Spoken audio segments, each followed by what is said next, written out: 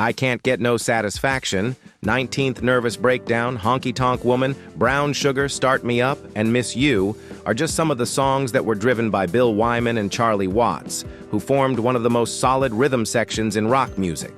Wyman was a member of the Rolling Stones for 30 years, during which time they were a band. Furthermore, Wyman asserts that he was the one who invented the iconic riff that was utilized for Jumpin' Jack Flash, despite the fact that guitarist Keith Richards ended up playing it on the song. Were there many times in which Wyman was not officially listed as a co-songwriter, despite the fact that Jagger and Richards' songwriting collaboration established itself as the most influential force within the band. The fact that each and every song was composed in the studio explained why there were so many. Keith would come in with a riff here and there, you know. All that was required was for us to come up with a song within the period of a week. The song would then be recorded on an album titled Jagger. Richards and Mick would be the one to write the lyrics. This would occur on a regular basis. One of the first Stones to release a solo album, Monkey Grip, was Wyman, who did so in 1974.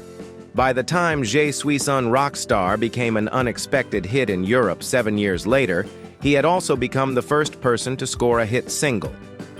Richards referred to Paint It Black as a genuine Jagger-Richards collaboration. This song was another defining moment for the Rolling Stones, and it was documented in March of 1966. Despite the fact that Brian Jones had added a sitar to the mix, the ensemble had a difficult time putting things together until Wyman took a significant musical diversion. Richards referred to Paint It Black as a genuine Jagger-Richards collaboration. This song was another defining moment for the Rolling Stones, and it was documented in March of 1966.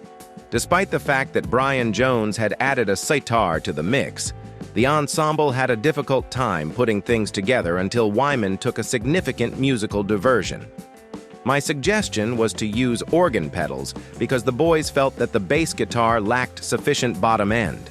When I finally realized it, I had no idea how to play them. Consequently, I dropped to the ground and used my fists to strike the pedals. It was lacking something before I recommended that it be added, and that double-time beat was kind of what made the record. What made Paint It Black was Bill Wyman on the organ, recalled Richards, because it didn't sound anything like the finished record until Bill said, "You go like this," but after that, it was a masterpiece. Whilst the Stones were on the verge of signing a massive contract with Virgin Records in December of 1992, Wyman shocked the whole music industry by announcing his resignation from the band. Undeniably, the band was the most lucrative traveling attraction in the entire world.